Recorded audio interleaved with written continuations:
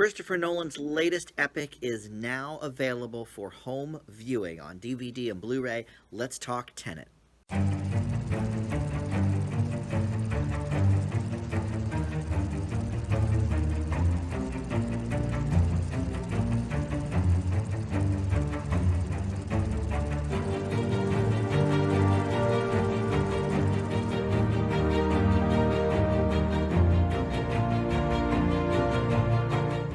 Hey everybody, Dan here. This is Dan Reviews It. Welcome to my movie review for Tenet. This is a movie that I think needs some discussing for sure, so I've decided to give it its own video. Before I get into the specifics of this film, though, go ahead and click that subscribe button below. Click the little bell next to it as well if you want to get notifications for any and all of my new videos. And of course, comment below. I love hearing from you guys in the comments. And I think this is a talker. How did Tenet grab you? Have you seen it yet? I don't do spoilers on this channel, so you can enjoy this spoiler-free review if you have not yet seen Tenet.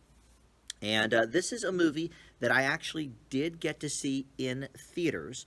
As you can see behind me, I work in a movie theater, but we are a second-run theater, so we've been running actually mostly old movies during the pandemic, and we actually did not get Tenet at this point. So I drove about 45 minutes away and just knocked out a bunch of movies in one day. I'll talk about the other two in a different video, Honest Thief and The War with Grandpa. But I closed my day with Tenet because it was my reason for the trip. I knew I had to see it on a big screen. Christopher Nolan movies essentially demand that you do. You know, the man himself demands it too, Christopher Nolan. But you know, it's with good reason. I think it makes a lot of sense, and Tenet, like most of his other films, is no exception to that rule. This is something that does really need to be seen on the big screen to be experienced fully. Now, God bless if you have a huge TV, you know, a big 55-inch at home. I don't. My TV is not very big at all. So with a movie like this, I really do try to get out into the theater and see it on the biggest screen possible. I sat up close in front of everybody. There was about 8 other people in the theater with me. And I sat in like the third row so I could really immerse myself in the imagery of this film, and I'm very glad I did it that way. If you saw the movie Greyhound earlier this year with Tom Hanks, that was supposed to be theatrical as well, but like many movies, shifted to a streamer, and so it was on Apple TV Plus. And watching that on my small-ish screen, I don't know how big my TV is at home, maybe 25 inches or something. It's okay, you know, but it's not that much bigger than the TVs I had when I was a kid, really. And it lost something in the translation there. I think that is another one that should have probably been on a bigger screen. But Tenet, I'm glad I saw it when I did. However, you know, if this is now your chance to see it now that it's on Blu-ray or DVD, then okay, cool. Then, you know, go into it, but immerse yourself completely. Put your phone away. Don't, you know, don't be cleaning or anything. Just sit back and enjoy the imagery of this film. The plot, essentially, it's sort of James Bondish, really. But John David Washington, who, yes, is Denzel Washington's son, he plays in this movie the protagonist. That's literally what his name is, according to IMDb. We never quite find out. But he is fighting for the survival of the entire world, armed with just one word: Tenet. He journeys through an inverse world, I guess, or I don't know what you'd call it, but of international espionage on a mission that will unfold in something further than time travel, or at least different from time travel. Time inversion is, I guess, the best way to say it. So, boy, that's the basic plot of the movie, and there's some deeper things that I could say, but also I don't understand some of what happened to this movie anyway, so I think we'll just leave it at the very bare bones sort of description there. But we do have Robert Pattinson here, who plays Neil, who is the handler of the protagonist. We've got Elizabeth Debicki as Kat Barton, who is an art appraiser and the estranged wife of a man called Sailor, and that is, or Sator rather, and that is Kenneth Branagh. He is a name you certainly probably know from his acting work or from maybe his directing work as well. But he plays um, this Russian dude who basically has a relationship with the future, let's say. And boy, oh boy, where do I begin? Well, let's start with the visuals, I guess. Like I said, this is something that I think needs to be seen on the biggest screen possible. Technologically wise, technically, this is one of the most, brilliant and immersive movies I've ever seen. I think if it's not up for a lot of the technical awards at the Oscars next year, I think that would be a mistake. This is a visually stunning film.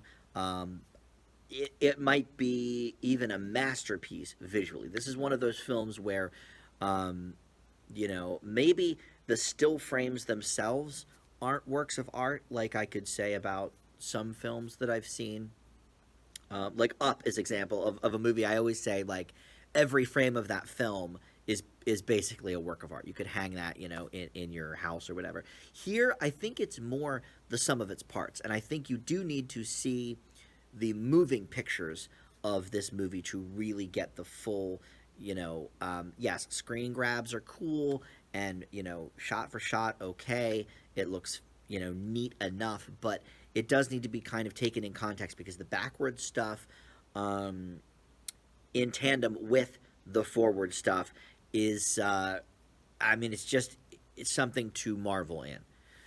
To look at it is to really really know the magic that the moving picture can give us. Not to put too fine a point on it, and not to be too bombastic about it, but it's true. I mean, look, there's a reason that Christopher Nolan fans understand that most of his movies do need to be seen on a big screen. Dunkirk, I didn't really think was that great a movie, but I did see it on a big screen and it worked. It was engaging and, visually a great movie. I would say my favorite of the Nolan movies is probably Inception or The Dark Knight, one of the two. And keep in mind, I've never seen Memento, so I'm sure that's good. I know that's one of his best. But yeah, I would say for me personally, Inception and Dark Knight, and those are both movies I saw on a very big screen. In fact, I saw Dark Knight in IMAX, so the biggest screen around, really. But this movie has a lot of similarities with Inception in the way it manifests time changes and time differences. And in Inception, of course, it was more dream based. Here, this is supposed to be reality, although. I mean, it's certainly not real reality. Like a James Bond film, at least has the confines of real world things happening. This movie does not do that. So yes, it's a little Bondian in its themes and execution, but the basic plot I don't think you could do in a James Bond film because it just is not real world. Which is sort of the point. I mean, Christopher Nolan really wanted it to be that way. And he spent years crafting this script to make sure it was just the way he wanted it. He is a perfectionist in that way. And on the surface, I really immerse myself in these Nolan movies, and I think, oh my God, this is so great, da da da da. And then my buddy Joe, aka Merlin, who comes on my channel a lot, usually dissects them and says, well, no, it actually wasn't that good, and here's why, da da da da da. Here, though, I think the flaws are pretty well established just on the surface. I mean, the main flaw of this movie is you need a roadmap to make sense of it. I really wanted to actually see it again. I wanted to go to that same theater again and see it a second time to really, really get a better grasp on it before I did a review of it. However, Pennsylvania closed all their theaters again. So, yep, I couldn't do that. And I haven't gotten the chance to buy it yet on Blu-ray. So I have actually really still only seen it once. So would another viewing help it make more sense? Yeah, probably. I mean, I have to imagine it would because the story is so complex and convoluted. But is it too complex? Is it too, um, is it too hard to follow on purpose? I feel like that's one of Nolan's things is that his movies require several watches, I think, before they really fully make sense. That was certainly the way for Interstellar, and I would say the same for Inception as well. And that's maybe not a negative or a positive. It just sort of is what it is. Now, personally, if I'm grading a movie based on the first time I see it, then maybe, if it needs multiple screenings, I will give it a lesser grade because of that. I don't think that's necessarily the case here because I really, really tried to delve into it. I watched several explanation videos on YouTube that sadly didn't really explain much of anything. It actually maybe made me more confused, if anything, because when you break these things down in the movie, it's like it almost makes less sense than what you originally thought, at least in my case. But, look, is it, too much?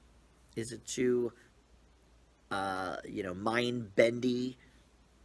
I don't know. Is it too pretentious? Yeah, probably. But that's sort of the Nolan way too, right? So let's talk about the acting for a second. So John David Washington, very good here. I would say not great as he was in The Black Klansman, but I would say very good. For me, the real revelation here is Robert Pattinson. Now, I've always enjoyed his non-Twilight roles, but I think he was better here than I've ever seen him. I'm very excited for him to be the Batman whenever we finally get that. Probably at this point, not till 2022. But I thought he was great here and really helps hold this movie together, which makes sense because we're kind of in the protagonist's shoes, John David Washington, in not really understanding a lot of what's happening, whereas Robert Pattinson's character is sort of the one explaining things. So it's like it makes sense that he would be such a standout here because he really is talking to us, the audience, as much as he's talking to the protagonist in explaining how some of this time inversion stuff works. But I also thought DeBecky was really good. I'm not super familiar with her, at least from the look of her. Let's see what she's been in that I may have seen. All right. Oh, well, I did see Everest, and I saw Widows. I certainly saw Guardians of the Galaxy 2. And she had a small role in The Great Gatsby. All right. I guess I sort of recognize her from that. Man from U.N.C.L.E. Okay. So I've definitely seen her in a few things, but I don't know. Maybe she just looks incredibly different here, or maybe it's just I was so engaged with the surroundings that I wasn't quite sure who it was. Because I actually felt the same about Kenneth Branagh. I've followed Kenneth Branagh's career for 30 years, ever since this thriller movie in the early 90s that he did, called Dead Again, and most recently, I guess he was on Murder on the Orient Express, and he's going to be in the sequel coming out next year. But I didn't even know that was really him either. Like he disguised himself pretty well, and then he's got that thick Russian accent and everything. So the performances here are definitely very good. But speaking of the Russian accent and having a hard time sort of understanding things, maybe you've heard one thing about this movie, that the sound mixing is horrible and there's times when you can't understand dialogue because the music is too loud and bombastic, and I found that to be the case for sure. It was done on purpose. Nolan has stated that. And I don't know. Did it work for the story? Yeah, it actually did. It sort of plays into the storyline and the time inversion thing. It does play into that. But as a film goer, I don't know how I felt about it. I didn't really like it. Let's just say that. I guess I do know how I felt about it. It wasn't great. But I also didn't have as much of a problem with it as I was reading about. Like when I read a couple different articles about the movie saying like, oh, well, you can't really understand half of the dialogue, whatever. I really expected it to be way worse than it was. I think it folds into the storyline okay, but it definitely is frustrating as a moviegoer where you're like, what, you know, and I'm unsure what it would say if I put closed captions on, like on the DVD, if it would actually have the line as stated, or if it would just be, you know, garbled noise, you know, or whatever, because it was intentional by Christopher Nolan, which again I didn't really love, but it did work its way into the story, so okay, fine. Um, so, look, there's been a ton of reviews about Tenet, so I don't need to go on and on about it, but those are just my basic observations about the film. Um, and as far as a grade, I do think it is a great piece of cinema. I think it is a great piece of art. Um, you know, does it work as a movie? Some of the time, yes, I will admit that. But look, you'll not see anything like this in 2020. That is for sure. I don't think it's up there among Nolan's best. I do think it's better than some of them, certainly, like The Dark Knight Rises, for example, and Dunkirk. I think it's better than both of those. I'm going to leave Tenet with a B plus. Like I said, you know, I could go on more and more about it, but you know, without being too spoilery, I think that's probably the most we should really be saying about it. You know, talk about the acting, talk about the, you know, production design, and talk about the music and how you should see it on a big screen. But to get into plot specifics, a I only understand some of them, and B, you know, we do get into a lot of spoiler territory there because it is 2.5 hours, and I will say it did not feel it. It did not feel, and this was, you know, for me at the end of a triple feature, so I had already been sitting at the movies for 6 hours or something by the time this was over, and it did not feel like a 2.5 hour film. So that's another positive for it as well. So I think my B plus is a very fair grade for this movie. Is it pretentious? Yes. Is it convoluted and confusing? Yes. Is it Christopher Nolan? You know, it is. You know, that's sort of his game. You know, but I do appreciate that he at least is fighting for us movie theaters to stay alive. I gotta give him props for that, of course. So come back and enjoy some of my other movie reviews this week. I've been watching one movie a day this entire month, so I have a ton of movies to review still, and I'm going to put a bunch of those up this week now that Masked Singer is over, now that Connors is over for the year. So I have a lot of free space on my channel, and we're going to bust out a bunch of these movie reviews over the next week or two to wrap up 2020. So thank you for watching. Please comment below, let me know what you thought of Tenet, and we'll talk to you next time.